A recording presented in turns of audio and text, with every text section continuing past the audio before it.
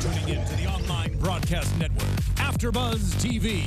Over 20 million weekly downloads in over 150 countries, and your number one source for after-show entertainment.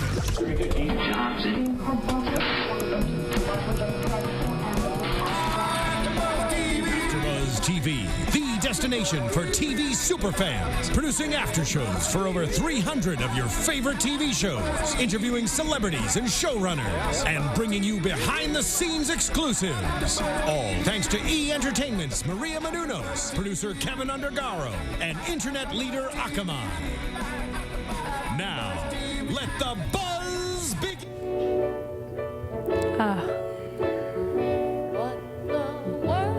This was my favorite song of the night.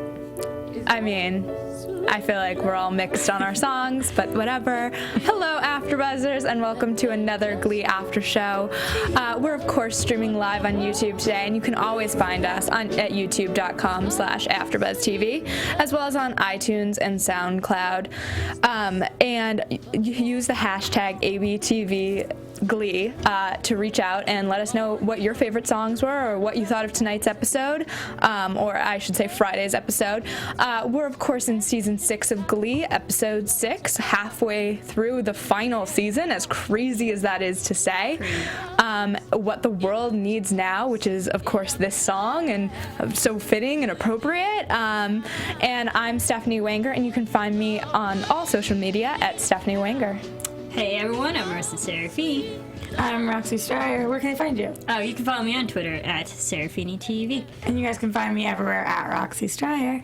Woohoo! All right, so let's jump into this episode. We talked a little bit before we came on camera. We have very different opinions of this episode, and I feel like I was somewhere in the middle. We have some dislike and some like of the episode, but we'll sparse it out and get through it and figure out what was good and maybe things that they can work on and you know, what we want to see for the rest of the season. Jumping into my favorite storyline of the night, though, Brittany and Santana. I can just never get sick of them. They're the cutest. They go together so well, and it's crazy to me that, like, we're now to them getting married. It feels a long time coming. I liked it. You know, ByDianna's always a fun couple, especially everything they've been through and seeing where their relationship is still progressing this season, which I really loved. And just seeing them two together, this is the most we've seen them together this whole season. And I really loved how they had a strong, good, like social issue type of story that really pertains to people and families. And I think they nailed this story on the head. Yeah, I agree. I love ByDianna. You guys know that. I've been the biggest supporter for a really long time. And I love what they're doing with their storyline. I thought it was really realistic. That Abuela didn't, by the end of tonight's episode, completely change her mind on everything. I love the way that they support one another. It, by far and away, was my favorite part of the episode tonight, their relationship. I wish that we saw even more of it, maybe in song form, because this is Glee. We did have 8 songs tonight. We should say that I mean, it just, we didn't have them singing to each other, and that was what in 8 songs we really didn't have that. Yeah, I really wanted that tonight. Yeah, you know, I think it's a grass is greener thing. I've been talking about every single week how I wanted more songs, and they gave me more songs, all right.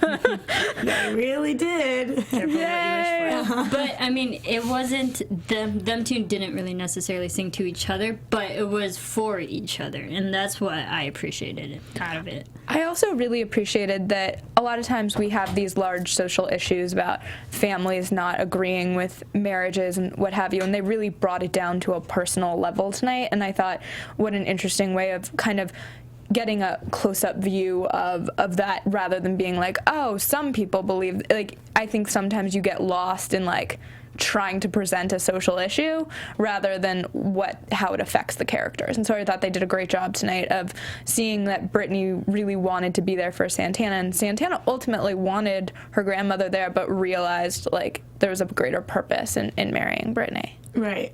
I agree with that. I think that sometimes you have to prioritize, and Santana's priority is Brittany, and I think this episode made that very clear for her.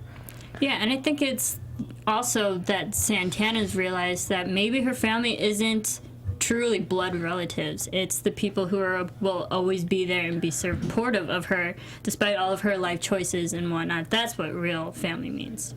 I thought that it was interesting at the end of the episode when Artie comes up and says, like, we all want to be that, like, remaining spot at your table now that she's not coming, and having that happen felt like kind of the most heavy-handed part of the message tonight to me. I was like, oh, we probably didn't need it blatantly said. Like, it's enough. We're getting that these people are all her family. We don't need it, like, so blatantly. Like, can we fight for that extra spot at the family table? Yeah, but I didn't mind that because having that and having everyone say their piece about, yes, I'm your family, I'm your friend, whatever, that really was that nostalgic feel that you get from in the first, second season, that cheesy and campy, but yet we love it. And it's the message behind it that I really appreciated. I thought that was my favorite part of the episode. I loved that they all joined together to do this.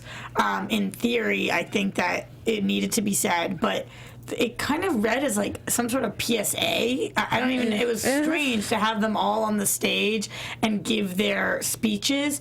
It made me giggle out loud, and I don't think that's what they were going for, but I do like conceptually that they were trying to do there. You know, we hear blood is thicker than water, but is it actually in this case? No.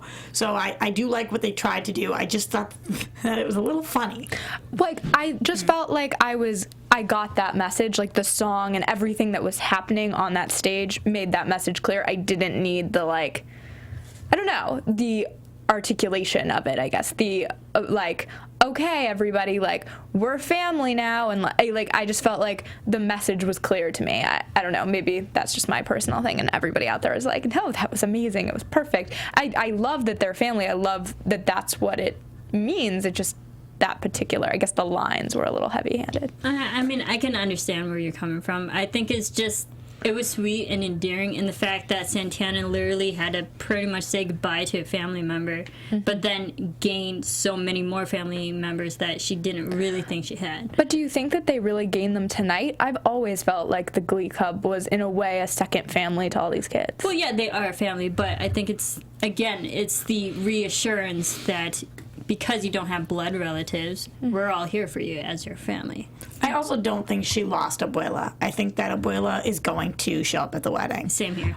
So I don't feel like she truly gained any family, but don't feel like she truly lost any either. I think she had what she had, and it's still the same thing, but they're just trying to show us that sometimes it takes a while for people to come around. And I really actually enjoyed this storyline. I think that as much as you care about somebody of that generation, and even if you love them for who they are, knowing that they are flawed in the way that they think, knowing that they are not able, they're prejudiced and not able to see what true love is something that is important. You know, you can still love them for who they are, but it doesn't have to be something you share the same opinion on. I completely agree with you. I also felt like it was, I think you mentioned it at the beginning of our episode, was that it felt nice to me that it's going to take her a minute. I felt like it was an unrealistic turn. People of that generation, I don't think, do a 180-degree turnover by one conversation. It takes time, and I hope that by the wedding, I agree with you guys, I would love to see her grandmother there.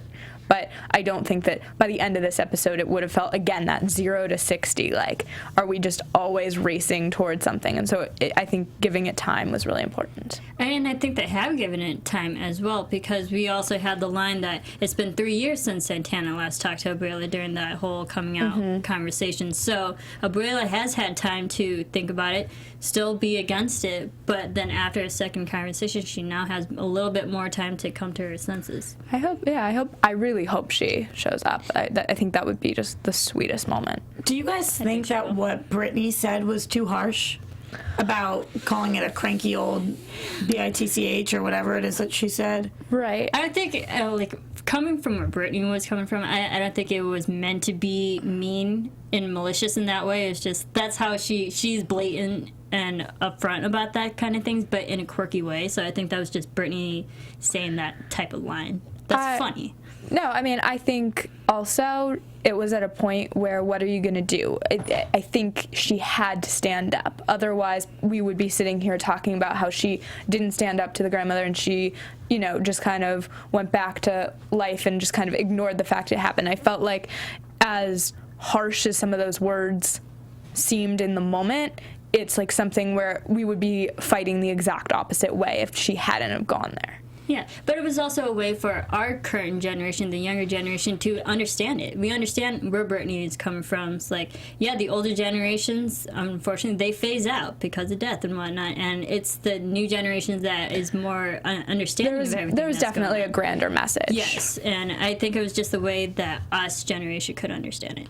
Right, I agree with that. And then I thought that they did a great job sprinkling in the classic Brittany Santana moments, like the queso por dos or whatever. You know, I really liked the part of the episode where we did get to see Brittany be full-fledged Brittany, going over to the house in the nurse uniform, taking care of Willow, watching Telemundo, whatever it was, you know. I just thought, yeah, I thought that it was really, really funny, and I enjoyed seeing her be Brittany again because we don't get to see it all the time. And I enjoyed meeting Brittany's parents. I want to get to Brittany's parents in a moment. I just have to say that I did love the fact that was one of my favorite aspects of tonight's episode was these glimpses of what Brittany and Santana have always been, and we kind of got that back in a lot of ways. And the web series, I just can never get sick of it. It's so funny, and she just, I mean, such a great job with and now there's a season 2. Season 2 of the web series. I mean, amazing. Yeah. I want it to like live on. That's like one of those things where I feel like it would be so much fun for Glee fans to have that like go on actually like on YouTube or what have you. And I agree. Maybe they should continue it after the series ends. Yeah. Just like a random checkup every once in a while. It's like, what's happening in the world of Glee? Yeah. And she interviews one of the cast members. Yeah, that'd be cool. I mean, it would be just a fun thing. Hey, Fox. Yeah. But so to talk about Brittany's parents, I mean, amazing casting. Let's just go there and say that. It's so good. Jennifer Coolidge. Coolidge. Oh, she's hysterical. And Ken Jeong, who's Hangover, and so funny. Yeah, this was. I can't see Jennifer without thinking Bend and Snap. You know. Yeah. So I thought it was great. I do have to say though, I'm really, really curious. It's not like we've known her parents forever. Why are we meeting her parents and then finding out that her dad isn't her dad? That was so bizarre to me. I think it's just, it was like quirky, and I feel like it was like that answer of like, how did Brittany become this way? Well, now we met her parents, and especially her mom, and you can like see, oh wait, she's as quirky as they are. Yeah, and I like how they introduced the parents in this particular episode, because if we get to that wedding episode and then we see the parents, we're gonna be asking the question, how did that happen? And then that's a whole nother story on top of a wedding episode. So I'm glad they introduced it now. So it's already answered. That wasn't my problem. My problem wasn't them introducing the parents now. I think they needed to introduce the parents now. I don't understand why they introduced the dad to us to not introduce the dad to us. I thought that was completely bizarre. Like, why don't you just introduce us to the actual dad? The real father. Yeah, it was so strange. Like, we didn't know where Brittany came from, so why don't you just cast the dad as the person that is the dad? Yeah. Do you think, this is kind of a prediction question, but do you think that that's going to be an issue at the wedding? That, like, is it going to be her biological dad versus her? Clearly they're doing it on purpose.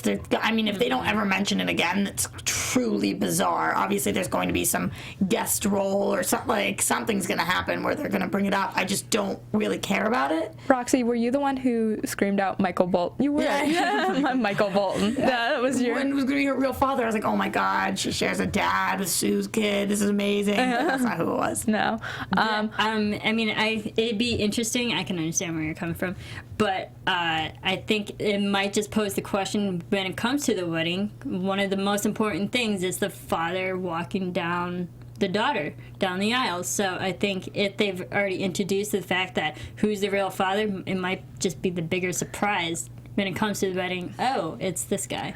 I mean, I don't think this is much of a spoiler, but or a prediction, but I don't think we're going to get actual Stephen Hawking on Glee.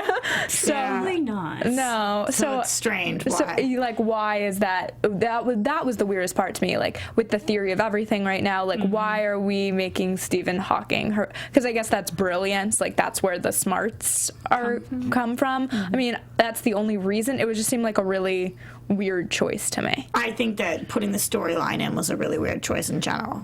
Yeah.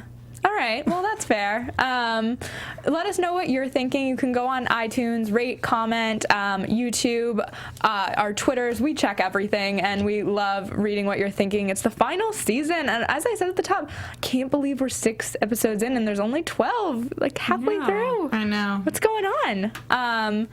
Rachel, though, is still kind of figuring out her place at McKinley, and debating, I guess, going back to New York. She seemed really in a panic at the beginning of the episode about it. Well, that's the thing. It's not that she's debating McKinley is her place. It's everyone else saying that McKinley is not her place. Which That I she's think is bigger than actually McKinley. putting a lot of pressure on someone. Like, I understand for Glee purposes why they have 6 episodes left. Of course they want her to go back to New York and become the success story that we've wanted for 6 seasons. And I understand that from, like, a Glee perspective. But from a actual life perspective, she just got back to... Right, but I think this is showing when you have an opportunity, you take it. And she has been gifted an audition here, so you take it, no matter how it comes. If that's your dream, whatever you're doing, you stop what you're doing and you take the opportunity. I wholeheartedly believe that, but I don't know. I hope she doesn't leave mid-season. She's already clearly promised. You know, she had that whole conversation with Kitty, like, I'm not going to walk out on you guys. Yeah. And I think it'd be really, really unrealistic that she's ever auditioned for a Broadway show twice, and both the shows she would be cast in, you know? So if she is cast in this, I think it'd be unrealistic. I just think they were trying to show us, look at her. that she has, like, the potential to go back, that she's not stuck. I mean, that's how I kind of took it, was that she's not afraid to go back. This was the first step. And it's also rekindling just her passion for what she's always strived for, Broadway and performing. And, you know, it's, yes, she might have been beaten down and she fell down and whatnot, but it's the message, getting back up. Despite how afraid you are, it's like you have to push yourself beyond what you think you're capable of to understand, to, like, really go for your dreams. Yeah. I agree with that. I mean, and I hope for her sake she finds whatever her version of success is. I think that that's always been, or like something that's come up this season for me on Glee, is that I don't think there's one version of success. Like, maybe that's what she wanted in high school, was the Broadway dream. And if that's not what she wants, like, it can evolve out to something else. Yeah, I completely agree with that. I mean, one of our executive producers here, Kevin Undergall, something that he always goes around saying is, less think, more do. And I feel like that's Rachel's exact opposite problem. Like, she's always thinking so much. And so when she's on Broadway, she should just be do Broadway, go do it. But instead she gets so in her head and thinks, oh, but to be famous, now you have to be in film and movies. So, let me go do that. And I think that she just gets so caught in her own way. And I think that's just the problem with young people in general. I mean, we see adults and you think they have their life together, but their path wasn't straight, and it's her naive ways to think is like, I got to do X, Y, and Z to get to here. And really, the realistic message and idea of everything being successful, it's like your path is all over the place. You don't know where it's gonna go to end up where you want to be. You gotta take twists and turns. I was torn tonight, I have to say, between, there was a part of me that really wanted Rachel to figure out on her own. I don't mean that she should stay at McKinley, but figure out what her, I guess, new dream is, versus, like, Mercedes. I was so happy that she was back and that she was being so supportive of Rachel, that like, she really wanted to encourage her to do more and get out of McKinley and Ohio and be, like, you know, a star, and because she knows that that's what she's always wanted. So there was definitely, like, 2 sides to it, where I was like, ooh, it's a lot of pressure, but, you're a good friend for doing it. Yeah, this wasn't the part of the storyline that bothered me with Rachel. No, I think it's great that she's close with Mercedes. They've been through a lot, and that they're finally being selfless and helping one another because they both have this gift. I think it's great that she went on the audition. I think it's great that she came back to McKinley. You know where I'm going with this. I know. We're going to get there in 1 minute. Can we wait one more minute? I could wait a few hours to talk about this part. What I want to ask, though, is do you think Rachel will stay at McKinley till the end of the series? Is she going to leave at the end, or is she going to go off sooner than that? That's my question about this aspect of her storyline tonight. I think because to be successful and get what you want, it takes time. So in realistic times, it's going to be a few weeks, which will be enough time to still go through sectionals and still really devote her time to Glee right now, and then she might hear something later down the road in the future. Yeah, I agree. I definitely don't think she would leave before the season finale, but maybe the finale will be her leaving, not because she has a job there, but just because she needs to get back to New York so she can be auditioning or something. Right. And so this leads us to, I think, the most traumatized Roxy's ever been, which is the Sam and Mercedes storyline. And Sam, Mercedes, Rachel, it's this crazy, weird love triangle Triangle. It's not a triangle. Okay, it's not a triangle. It's a total triangle, especially in this episode. They sit in a triangle for half the episode. Right. So my question, though, is, so if we think Rachel is going to move back to New York, and then we'll get into all the weirdness that was this storyline tonight, but if Rachel moves back to New York at some point, will Sam move with her? Will he be the thing that stops her? What's happening? Or do you think they're over already and that's not an issue? Oh my God, it's just such a loaded question because I'm not ready. I'm not there.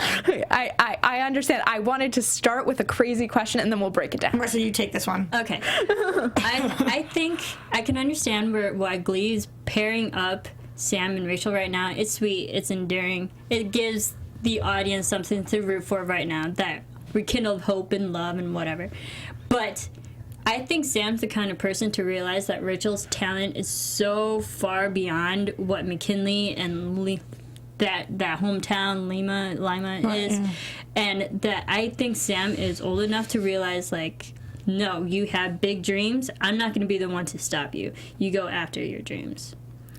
And so if Rachel does go back to New York, granted, I don't think the relationship is strong enough to be Sam say, hey, I'm going to go with you too. Yeah. So I have to say that I loved Sam and Rachel back, I think it was 2 episodes ago, when they sang the Vanessa Carlton song together. I was like, that's charming and sweet, and there's something really, really endearing about this. And the more they are together, the less I enjoy them, and I don't understand what. And he's telling her, I'm into someone else. I love Mercedes to a 10 and I love you to a 2, and then she's walking away, or he's walking away, and she goes, I love you, and you're like, wait, and we're just not dealing with that? That was where we started with this tonight, and that was so odd to me. And I think that also just sets the tone for the relationship. They're both of them on both ends of the party is questioning if they're good together. And I think if relationships, not all relationships, don't quote me, but their relationships, if it's starting on a rocky road and they're really questioning their friendship and whatnot, if it's going to ruin anything, I don't think they should be together.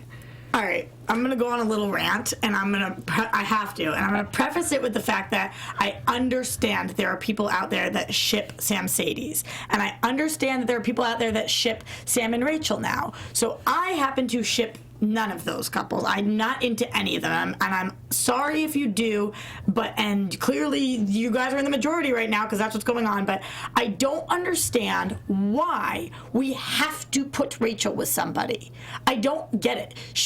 The whole point is that she is this vastly talented, larger than life, going to make it, already was head over heels in love before, and still is now on the rebound in life. She's getting back up. It has nothing to do with Sam. Why do we have to put her with anybody right now? I don't think it makes any sense. And then to add fuel to my flame. They're doing it with Sam. And I'm like, oh, there's no connection between the two of them. I don't feel like they would ever get along in real life as boyfriend and girlfriend. Maybe as friends, but I don't see the compatibility. I just don't see it. Right. So do you think... are you done with your rant? I don't want to interrupt your rant. Well, then the second part of the rant is the fact that Mercedes is actually pushing this relationship, which is truly bizarre. Because if you are a woman and you've ever been in a relationship with somebody, the last thing you do, even if you're over, is convince one of your closest friends to be in a relationship with that person. Could not agree more. Yes, I think that is quote unquote selfless, but I also think it's stupid and not valid. Like, you don't say, like, if I break up with somebody or they break up with me, whatever, I'm not going to turn to Marisa and be like, yeah, but you should really try it now. Like, oh my God, I'm a little jealous, but you should go after it. What? Like, in what world? No, I think that there's a very big difference because between someone going on a date with someone, like, okay, like if you go on a date with someone and then you're like, oh wait, this person is great for my friend. One date is very different than a full-fledged relationship. That being said, I was so creeped out when Mercedes was like, oh, Sam, you should really be with Rachel. Like, encouraging Rachel to be with him. It just felt like you were meddling in something where you do not belong. If they decide to do that, that is ultimately their decision, but oh, so weird. No, I get it. It's not Mercedes' place, considering that whatever happened with her and Sam. But just to be devil's advocate, to make this conversation interesting, I can see where Mercedes is coming from, being the supportive girlfriend in a way, to be like, it's okay, we're in a good place, we're good friends, and I'm a good friend to, like, say, hey, if you think there's something there, you should go for it. Despite the fact that Sam was with Mercedes first, I see it from Mercedes just being that good, supportive friend. I am more than fine with her saying, like, go find someone else. Like, that's like, okay, I've moved on, you should move on too. And I think that that's a perfectly acceptable place to be. It's that notion of, like, hey, she's one of my best friends, and go be with her. Like, that is weird. It's the fact that Mercedes initiated it, because I understand what you're saying, Marisa, and I think that if Rachel had gone up to Mercedes and been like, listen, without your permission, I would never do this because our friendship means more to me, but I think that I have a crush on Sam. Would you mind if I explored? And Mercedes said, you know what, I want you guys to be happy. That's okay with me. But it's the fact that Mercedes is playing matchmaker. It's like, what? You know, it's okay to give permission, but to actually push it, it's baffling. Yeah, it's baffling. And it's not in Mercedes' wheelhouse. She wouldn't do that. The character, I feel like we know these characters at this point, and I don't feel like they're being true to these three characters. I also just feel like for Rachel, what you were mentioning before with, like, should she be alone or with somebody, I don't have a problem with her finding someone new. Like, if she moved to New York and she was figuring out her career and then she found, like, a guy, like a co-star on Broadway or what have you, like, I mean, like, that might be an interesting way of having her be like, now I'm in an adult relationship and this is what this looks like for Rachel. Or being alone. I don't think she needs to find another person from McKinley. Like, it doesn't do anything for me personally or for the character, I don't think. No, she doesn't. Again, and I think we're all in agreement here that Rachel doesn't need to be with someone to find herself. Right. A lot of people in real life find themselves, who they are and what their goals are in life and who they want to be on their own. Yeah. And I think it would be awesome if she could do that. I think it would say a lot more than if she finds herself in Sam. I just don't understand what they're trying to say. And maybe they're doing this because they know I'm about to feel this way and they're about to pull a 180 or pull the blanket over, whatever it is. Maybe it's going to be a huge change. But if they end up together, and that is the point of this, I'm going to be baffled. I don't want to be on an after show with you after that happens. It's going to be like the craziest. No, I agree. I could see, like, from a plot line that I would love to see her alone. That's number one. But I could see where, like, she's moved to New York, she finds someone different. I just think keeping her in this high school environment is not allowing her to grow in any way. It's like, oh, Sam was friends with your ex. It's, again, there's a lot of weird love triangles within this triangle, if that makes sense. It's sometimes it's just, like, you have to cut ties with, you know, the things you're comfortable with in order to grow. I agree. So yeah, it's just I want something different for her. I want something. It's not even better than Sam.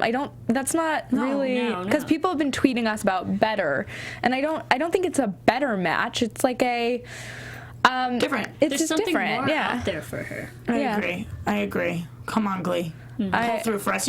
Ryan Murphy, you haven't let us down yet. Come on. I know. We have 6 episodes. Let's make it happen. So that being said, 8 songs in tonight's episode. Wow. Let's jump into them because we didn't really talk about them yet. I'll Never Fall in Love Again. And this was kind of the top of the episode. Of course, Rachel and Sam. This song, for me, it was like pleasant. And I like their voices together. But it wasn't anything that I was like, oh, I want more of this. It was like not that special to me, I guess. Right. So, personal anecdote, I used to listen in the car with my mom every single morning driving to school to Dionne Warwick. Every single day. So, I love Dionne Warwick. Love. You said, like, one of your favorites. Right. One of my all-time favorites. I was so excited to see. Love. I was so excited to see this episode. And I think that the songs downloaded off of iTunes would work for me. But the way that they were placed into this episode just seemed kind of like a force. Like, oh, we only have a few episodes left. We want to perform these songs. Let's figure out a way to stick them in. Not, oh, this works with the storyline. Right. So that was weird to me.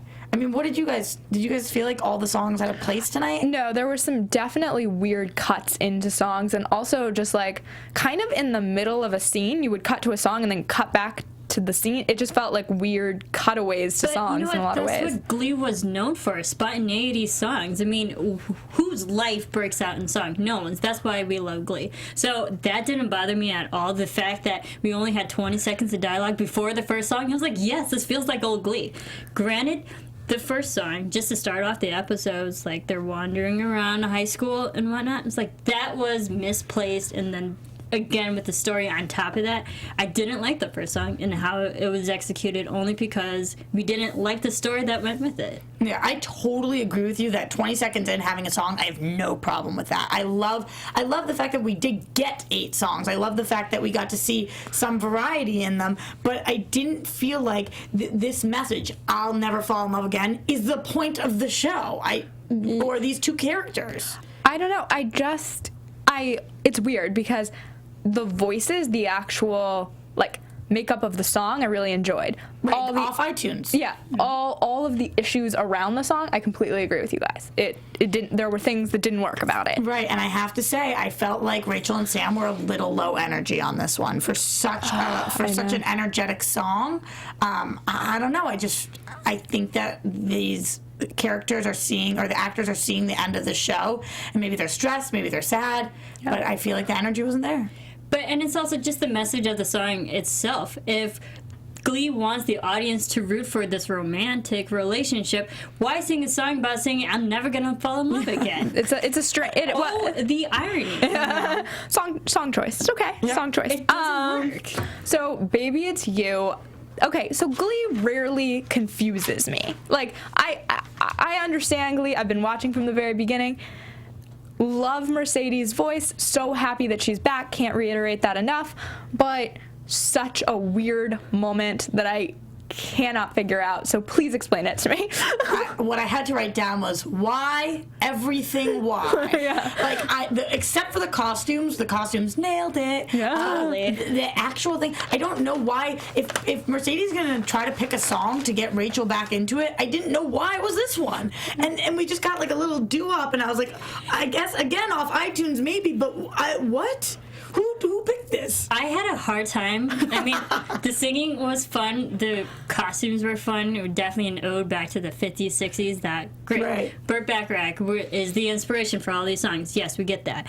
But my problem with this particular number was Rachel and the backup singers, as it was Brittany and Santana. Mm-hmm. It took me like the whole number to realize that was them. That's exactly what I said to her. I go, who is that? Like, did we see new members of Glee and we just didn't know it? And that's what bothered me, because that took me out of the number. Because I took the whole number just figuring out who was singing the song, then what the meaning of the song or the purpose of it was. Like, you're singing this to Rachel. How is she backup dancing for you and knowing knowing what the song is. I know that it doesn't always have to make sense. I agree. But what? The perspective wasn't there either. I mean, I'm assuming that it was like to remind her what performing was like. That's at least the way So put her in the background? What? I mean, I know. I'm trying to justify it. I'm trying to understand. I know. It was one of those things where I was like, again, fun, but what? I know. Question mark? Yeah. I know. And Wishin' and Hopin' is one of my favorite songs. Like, I just love that. It just like puts me in a good mood. But this one was an interesting, like, in heaven. It was more the setup of it. Again, I liked the voices. I think Blaine and Brittany are an interesting voices together. All of that worked for me. It was just like a strange placement in the episode, and it just, I don't know, like the setup again was a little strange. Again, if we took this number, just isolated it, its own music video, it'd be fun. It'd be entertaining. Yeah. And it reminded me of that performance that they did back in the Super Bowl, like the second season around. It was fun. I like the heavenly aspect and getting everyone's voices. It was great. It's a great song to listen to. Yes, it was another spontaneous song. Oddly placed, but I didn't mind it. I have to say that of the songs so far, this one I was okay with because we're living in Britney's world, and Britney's world is weird. So I love the set, first of all. I still was a little confused, but when I think about, okay, it's Britney's world, then that's fine. She goes off into Dream La La Land sometimes, and let's just go into her land. I'm okay with it. If it hadn't been preceded by those two songs that were strangely picked, I think we actually really would have liked it. Yeah, I mean, I think I got a little bit critical of the placement tonight, Right. I have to say, because I kept being like, this is so frustrating. But like individually, again, as songs, most of them I actually enjoyed. And again, with my girl. Yeah. So Arthur's theme, which is of course a Christopher Cross song, and I love Christopher Cross. He's amazing. I love the song. It was just so well sung. yeah, And it's such a simple song too.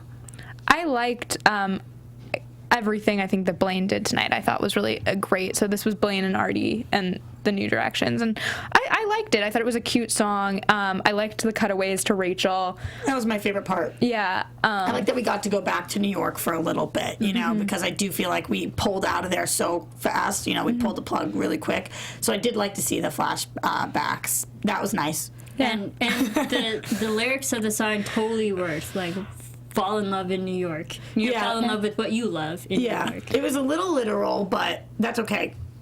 I'll take it. Sometimes we need that. Yeah. So Close to You, which it was another Sam song tonight. I thought it was a little creepy that he was watching through the window. I got distracted, Very creepy. like by everything that was kind of happening as he was singing it. It felt like, I don't know. It was like well done by him, I think. It just wasn't, I don't know, I wasn't sold on it, I guess is the simplest way of putting it. I was like, I want to like it. I kept looking for that wow moment, and I never really got it. See, the thing with this number is, like, nothing happened. He's just walking down the hall on a guitar. Simple. I'm all about simplicity because sometimes that's, like, all you need. His voice was great. Great. I agree with that completely. It was great. Yeah. And I love his voice. yeah, there's just not enough going on to really elevate the song.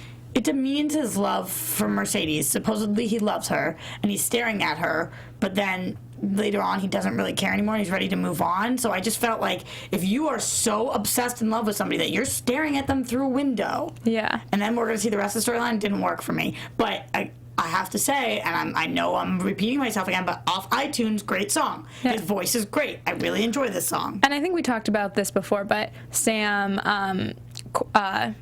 Chord Overstreet. Corey Overstreet, I just was like, every name but Cord was popping in my head. Cord Overstreet, incredible. The improvement that we've Right. seen over the course of this series is unbelievable. His voice is phenomenal. That, exactly, his voice, it was like so enjoyable to listen to. I just wanted him, like, I know he can do it. I think that's what made me want it, was that just like to push for that a moment of like, wow, that is incredible. And I don't know exactly, because it was a simple song, so I don't know where that exactly fits in, but I wanted it from him, and I'm still waiting for that like, wow, this is incredible, because I kind of got it on the Vanessa Carlton song, and I just want it again. Yeah, that was a better version because of the pairing, but Yeah. I thought that he did a pretty good job with this. Yeah. Yeah, and it's also just like, why do birds suddenly appear? It's just like, it's that message of always being, oh my goodness, so happy you're in love every time you see like the person you love, and being in that state of happiness.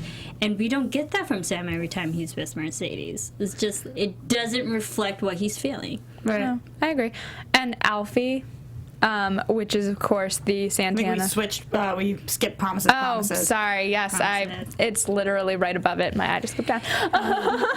My problem with this one was the fact that I really felt like we needed a Barbra Streisand moment here. Like, if we're going to go into an audition... Again, and the wow we're- moment. Yeah, if we are in season 6, the final season, and Rachel is trying to prove that she's still herself, and she's going for a Broadway audition, come on. This is Pull perfect. out the big guns. Right. You pull out. She did an amazing job. Obviously, her voice kicks butt, and like Mercedes said tonight, nobody's laughing when you sing, which is very true. She has one of the most amazing voices I've ever heard. This was just like, you killed this song, but why this song? Right. I was definitely, I wrote a classic Rachel moment. To me, it felt like what we've seen her do in the past. With the arms up. Right, exactly. And it was like this, that big moment, but it was lacking that, and I think it is a song selection issue of, like, I wanted that, like, take your breath away, like, Lea Michele can do it, so why not have her do it? Like, you have 6 more episodes, let's make this a big moment for her. I wouldn't mind Rachel singing Don't Rain on My Parade again. I mean, she's sung it twice already, but this is such a great song that she can nail every single time. And for another Broadway audition, you sing this song. You go for it. Everybody has something that's, like, in their wheelhouse, I feel like, for auditions in general. And if you have a song that you can knock out of the ballpark, why not do it? Like, that's... I agree with you that could have been an option, but I feel like there are many things that could have been an option. This, so to me, many, wasn't an option. Yeah.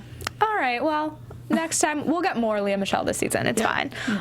So Alfie, Santana with New Directions. I really liked this, actually. I really appreciated it. We don't get a lot of Naya singing alone anymore, so this was a nice switch, I felt like. She looked beautiful. I thought that this was of all the songs tonight, I think this one made the most sense.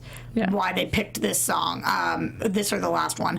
I thought she did a great job. I really, really wanted Brittany to join along with her at some point. Oh my God, why didn't we get a duet in there? But I think that Naya has one of my, maybe my favorite female voice on the show, so I love hearing her sing. I really liked it visually. It was stunning. Her red dress was gorgeous. I know, I was like, oh, why don't you wear that to the award season? I mean, it was just, she was phenomenal. But I liked the fact that she was by herself, because it was her issue against Abuela, against her own grandmother. So I really liked it. It was more intimate for her. Yeah. I get what you're saying, but I think the whole point of getting married is that nobody has their own issues anymore. Now they're collective issues. You're a team. Yeah. So I like the message, we're a team, and so I felt like Brittany could have showed a little, like, backup support there. Right. No, Well, she did go on the stage, too. That's true. I think we were also just desperate for a duet at that point. I would have taken it in a gutter somewhere. I mean, And I truly. could justify it. I mean, I just really wanted them to duet. Hopefully, their wedding will be that moment. But Yeah. So excited for that. For sure. Oh my God. I mean, amazing. I know. And then what we started our episode out with tonight, What the World Needs Now. This was like classic Glee, everybody together. Although I do have to, like, my one little note, I loved it, but my one little note on it was when they were gathering at Will's apartment. That was Will's apartment, right? Was it like, it appeared to be like a holiday situation? Well, I think it's It's just a gathering. It was Okay. strange because we had the captions on, and the caption said Happy Hanukkah. Yeah. And I don't know whether that was like an issue on the caption's fault or what. Yeah, but yeah. I was like, huh? Yeah, I was like, were we meant to see this in December, like when they planned it? It felt like this like holiday moment, we're all reunited, but it wased for the holiday. It was just weird. And It then was I think weird. they hired a redhead actress, so it looked like the back of her head was Emma's when we obviously didn't get Emma. There was a couple weird moments, but this was my favorite performance of the So night. good, yeah. And so I was so happy because I was almost ready to write the songs off, and then I was like, oh, all right, right, there we go, guys. There we go. Finally got it. I loved it, and it's also, you know, the added message, that family. So seeing them all together, not even at McKinley, but somewhere else, and enjoying each other's presence, that they are there for each other. I liked it, and it was a nice, and exactly how they ended it on stage. Such a Glee fashion. And we got that one Kurt Blaine moment where Kurt opens the door, Blaine's there, and then Kurt looks for Dave, and he's not there. And I was like, oh, okay, thank gosh we got a single moment, because we didn't get our classic, we didn't get Sue tonight, so we didn't get Klaine. And without Klaine, my heart hurts a little bit. I agree. I had BriTaNa to fill a little bit of the hole, but... I mean, I feel like there were, like, some logistical issues in the episode tonight, but, like, I like the direction minus, I guess, Sam and Rachel. New direction? Like where we're going. So I'm excited for what's to come, but are you ready for some news and gossip first before we get into predictions? TV News. So I talked about that this season is all about the casting news because all of these actors have to go on to new projects. So Naya Rivera has a new role. She's going to be on Lifetime's Devious Maids. She's playing Bianca, who is a new maid in the neighborhood. There's not a huge amount of detail beyond that, but I think it'll be a reoccurring role. That's what it sounds like. And sounds like something fun. I mean, soapy and, I don't know, Devious Maids. Yeah. I was the least shocked ever by this news because I think it's so up her alley. Yeah, I mean, it seems like a great fit. Yeah, so I'm very happy for her, but it seems like typecasting, you know, totally in her wheelhouse. Yeah, I mean, exactly. And it's something that I think will grow her audience outside of Glee, maybe, because it does have a slightly different demographic, I would imagine. Desperate Housewives kind of. Yeah, so such a great show. Exactly. And then I want to briefly touch on this because it has been all over the news this week, that Glee has hit a ratings low, guys, in its final season, which is a real bummer. This is what happens when you put a show on Friday nights and you don't give it the love and support that it needs. Yeah, and they had 1.5 million viewers for this past Friday's, the episode we're talking about right now, for that episode. And it's down 15% from the January premiere. We need to get our friends to watch this again, guys. Wow. I keep telling everybody, this show is amazing again. You know, we hit a lull, but this show is, and no, tonight wasn't my favorite episode, but I know it's because we're coming back even stronger next week. I really want fans that were true fans in the beginning to jump back on board. I think that they should do it because this is it. This is all we get. I know. And I think it's just like, unfortunately, we did lose those fans in the past seasons, but again, I can see the network is just like, yes, we're coming back. It's a little too late trying to get it, but it's just a little too late. Exactly. Yeah. And I'm just so excited. I think that this is the final stretch for this series. It's had such a huge pop culture impact. Like, it's time to tune in again. Like, it's time to see where these characters end up. I feel like they deserve it. Yeah. I mean, I know that's like my plea to everyone, but we're preaching to the choir at home. We know. Yeah, exactly. The thing is that Glee started off on such a high note. It'd be a shame for this show to end on such a low note. I don't want it to end. Although, like that. let's be fair, it's not like they're getting under 1 million viewers. We're still getting views. And Friday nights are tough. I mean, that's just the nature of the game. Business, yeah. Right. So, predictions for these final 6 episodes. And now, your AFTERBUZZ TV predictions. I have 2. Let's hear them. Go for it. All right. Kurt and Blaine reunited by the end of this series. It's happening. I don't care. That's your prediction? Oh my god. No. I have more. Okay. Don't worry. So, they're going to reunite, but I think that they're going to struggle with it. What I'm kind of seeing is that we got that glimpse tonight of them being together, and then was something in the previews about them as well.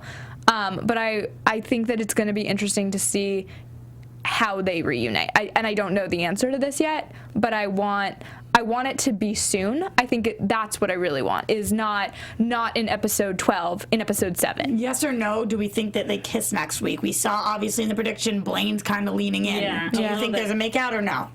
Next week. I think they might kiss. I don't think they're reunited. I think there's a kiss.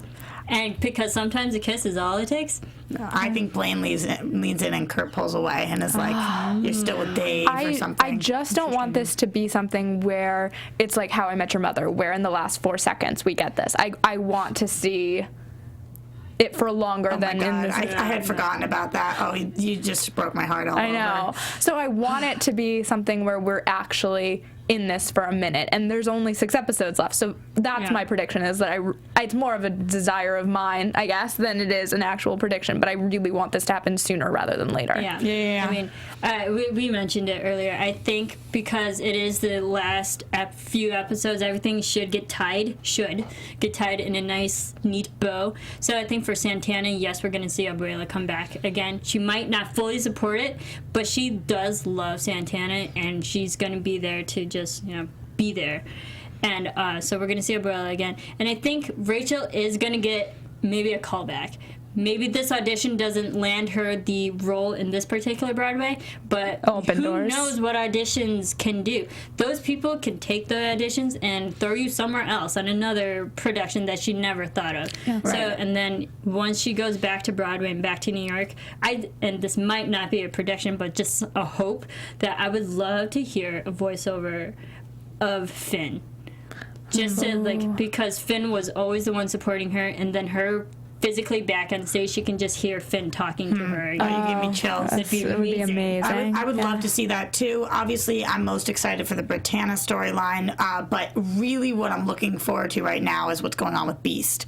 Because I think that that's going to be an incredible thing to watch. I believe next week's episode is called, spoiler alert, Transition. Yeah. And the song selection looks awesome. And I know. I won't give it away because I know you guys don't like that, but look it up if you want. Also, you should look up, there are stills of Beast if you're curious about the post-transition. We saw it actually in the previews. In the previews tonight. So definitely, it's going to be really interesting. It's the first time that that's been done on network TV. It's going to be really interesting. Yeah. I'm excited to see Still making strides. Yeah. I mean, I think Glee, that's what Glee does, though, is break down those barriers. And they've been doing it for 6 years, and it's amazing. Like, they deserve so much credit for that. Yep. Yeah. So, that being said, thanks for hanging out and watching, and we'll be back next week with more Glee fun. I'm Stephanie Wenger, and you can find me on Twitter at Stephanie Wenger and at AfterBuzz at AfterBuzz TV. And you can follow me on Twitter and on Instagram at Serafini TV. And you can find me at Roxy Striar. See you next week. From executive producers Maria Menounos, Kevin Undergaro, Phil Svitek, and the entire AfterBuzz TV staff, we would like to thank you for listening to the AfterBuzz TV network. To watch or listen to other after shows and post comments or questions, be sure to visit AfterBuzzTV.com. I'm Sir Richard Wentworth, and this has been a presentation of AfterBuzz TV. Buzz you later, Gleeks! The views expressed herein are those of the hosts only and do not necessarily reflect the views of AfterBuzz TV or its owners or principals.